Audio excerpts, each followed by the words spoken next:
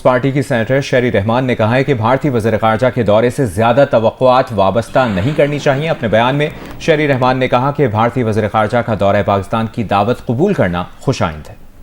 समझे इस चीज को। अगर आज हमने ये गलती कर दी, डॉक्टर जैसे वाजपेयी के साथ हमने ये किया था, वाजपेयी साहब जब पाकिस्तान आए तो हमने गद्दारी के नारे लगाए, हमने जंग के नारे लगाए, हमने बुराई के नारे लगाए, सड़कें ब्लॉक कर दी कि हिंदुस्तान के वज़ीर-ए-आज़म पाकिस्तान आ क्यों रहे हैं। ये ना हो कि एयरपोर्ट पे नारे शुरू हो जाए जी हिंदुस्तान का जो यार है गद्दार है, मोदी का जो यार है गद्दार है, हिंदुस्तान से हमने दुश्मनी करनी है। तो हो सकता है पाकिस्तान के वज़ीर-ए-आज़म को खास पैगाम दें जयशंकर को, लेकिन इस वज़ीर-ए-आज़म साहब ने बड़े खास पैगाम भेजे हैं, लेकिन भारत की तरफ से किसी किस्म का कोई पैगाम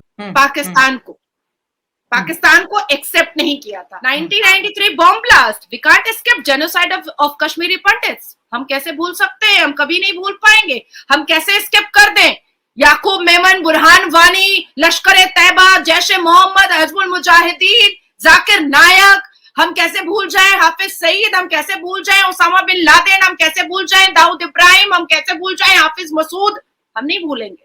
भारतीय वज़ीर ख़ारजा एक लंबे अरसे के बाद पाकिस्तान आएंगे और एससीओ का मौका है जब बज़ाते खुद ये भारत ने ऐलान कर दिया है कि अब रिप्रेजेंटेशन भारतीय वज़ीर ख़ारजा के थ्रू होगी। मज़ा साहब, आपकी क्या एक्सपेक्टेशंस है इस दौरे से? शंकर साहब से एक रिक्वेस्ट है कि इंडियन क्रिकेट टीम को भी भेज दें। अच्छा। पाकिस्तान चैंपियंस ट्रॉफी के लिए, तो बड़ी अच्छी खबर होगी। नहीं, अच्छी खबर है। इससे हट के कि होता क्या है, नज़र आएगा कि बॉडी लैंग्वेज क्या है। बॉडी लैंग्वेज बाज़ पाकिस्तान इंडिया के दरमियान तो अगर हैंडशेक भी हो जाए तो वो भी एक खबर होती है।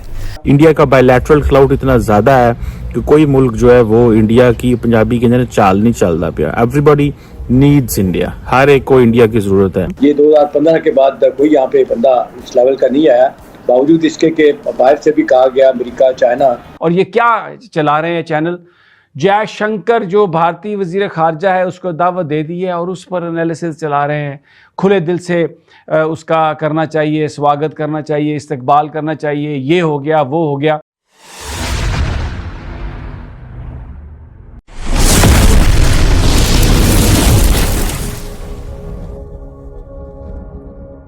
फिर क्या नारे होने चाहिए? देखिए, इस बार नारे होने चाहिए। मैं खुद खड़ा हूँगा भाईजान, मैं खुद नारा लगाऊंगा कि दुश्मनी बिल्कुल नहीं चाहिए, हमें हिंदुस्तान के साथ दोस्ती चाहिए। अगर दोस्ती करेंगे तो हमारी इकॉनमी बेहतर होगी, हमारा मुल्क बेहतर होगा। डॉक्टर जयशंकर कोई छोटा नाम नहीं है, वो वाजपेयी नहीं है, आप ज़हन बना लीजिएगा अपना। वो बड़े ज़हीन और बड़े काबिल इंसान है। उन्होंने जो आपको प्रेस कॉन्फ्रेंस जब करनी है ना पाकिस्तान में खड़े होके, तो आपको समझ आ जाएगी। तो शुरू में उन्हें वो प्रोटोकॉल दे दें कि उनकी हमदर्दियां पाकिस्तान के साथ मिल जाएं। कि हमारे भारत के James bond doctor S Jaishankar वहां जो जा रहे हैं, तो उन पाकिस्तान के वजीर आजम को कोई भीख मिल जाएगी या कोई ट्रीटी या बायलैटरल का रिलेशन भारत से होगा? बिल्कुल नहीं होगा। पूरी जिम्मेदारी के साथ मैं बोल रही हूँ। हम तो लड़ने जा ही नहीं रहे। आप लड़ पाएंगे हमसे? आप लड़ पाएंगे हमसे? आप हमसे लड़ पाएंगे? आप अपने मौजूदा सरकार और आप अपने मौजूदा पाकिस्तान के हालात के मद्देनजर हो करके मुझे ये बताइए कि भारत से लड़ने की हिम्मत है पाकिस्तान में?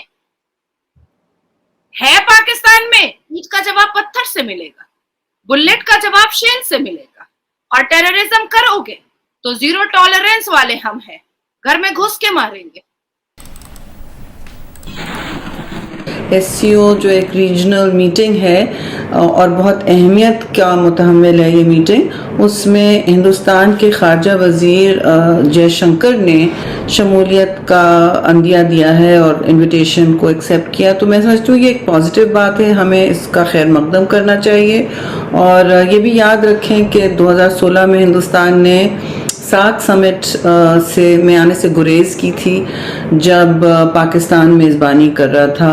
अब अगर आ रहे हैं, इसमें शमूलियत इख्तियार करना चाह रहे हैं, मैं समझती हूँ पॉजिटिव बात है। लेकिन हमें और कोई इससे लंबी चौड़ी तवक्को नहीं रखनी चाहिए कि बाहमी ताल्लुकात बढ़ाने की कोशिश होगी या साउथ एशिया बरसग़ीर में कोई अमन की अमल शुरू करेंगे। ये उनकी तरफ से ये अपनी, मैं समझती हूँ, हिंदुस्तान की शमूलियत है एससीओ में, और अच्छी बात है कि वो यहाँ आ रहे हैं। मैं समझती हूँ कोई मुल्क के साथ हम वो सलूक नहीं करेंगे जो उन्होंने पाकिस्तान के खारजा वजीर के साथ तल्ख कलामी की थी, यानी कि बिलावल भुट्टो ज़रदारी के साथ की थी जब वो वहाँ की SCO समिट में गए थे, जो उन्होंने जिसकी मेज़बानी की थी।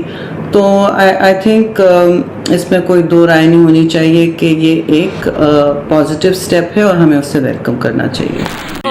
आप मुझे बताएं कि ईरान ने कितने बम मारे, कितने मिसाइल मारे? तकरीबन 180, कोई 200, 180 में से कितने मिसाइल पहुंचे हैं उनकी जमीन तक, कितने लोग मरे हैं, कितने घर तबाह हुए हैं, मुझे आप बता दें। जैसे दिवाली में शिवरात में पटाखे नहीं फटते, इस तरह उन्होंने हवाओं में उन्हें फाड़ दिया सारा कुछ। 2016 में आपको याद होगा कि पाकिस्तान ने एक सार्क नाम की मीटिंग ऑर्गेनाइजेशन थी, ऑर्गेनाइजेशन थी, तो उसके बीच में भी हिंदुस्तान को इनवाइट किया गया, हिंदुस्तान के प्राइम मिनिस्टर को। तो हिंदुस्तान के प्राइम मिनिस्टर जब भी नहीं आए थे। उसके बाद इमरान खान का दौर स्टार्ट हुआ, इमरान खान ने नारे लगाने शुरू कर दिए, ओए मोदी ये कर देंगे हम, हिंदुस्तान को हम वो कर देंगे, RSS को हम ये कर देंगे वो कर देंगे। इस वजह से वो उनके जो है ना कोई भी मिनिस्टर या कोई भी मोदी साहब पाकिस्तान नहीं आए।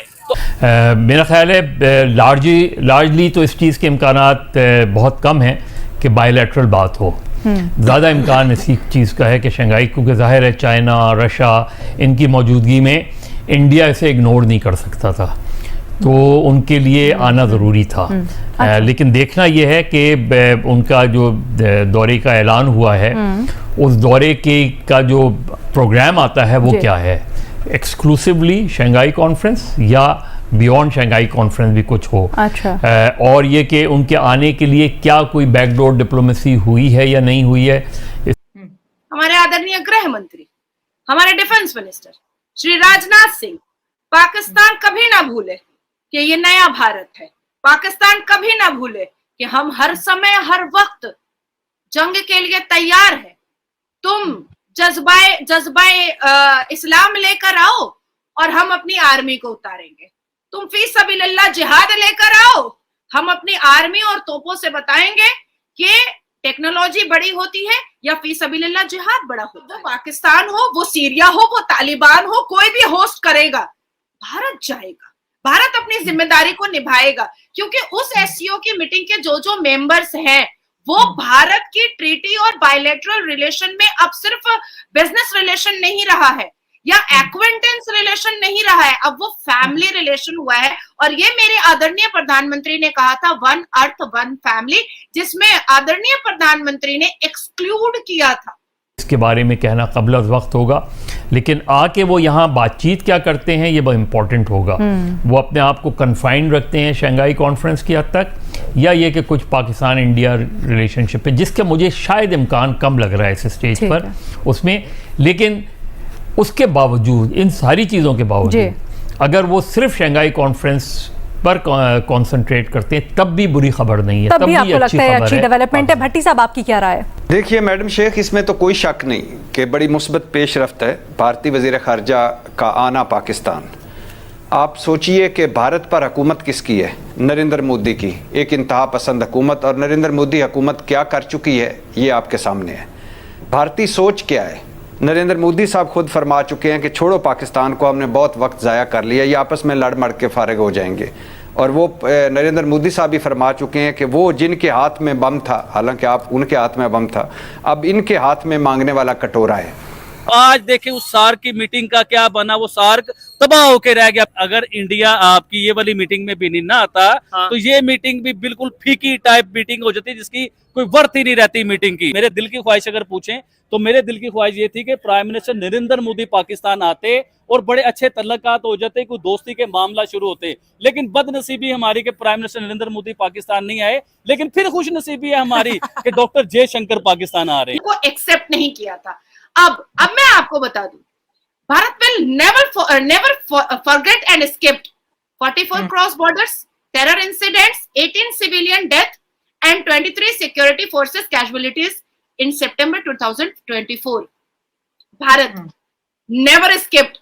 Recently, Pakistan has opened a new threat of militancy in the Jammu and Kashmir region. Pakistan has sheltered a bank-rolled Khalistani terrorist. पता है आप लोगों को कि जब भी वो पन्नू कुछ करता था, पाकिस्तान उसके पक्ष में बात करता था।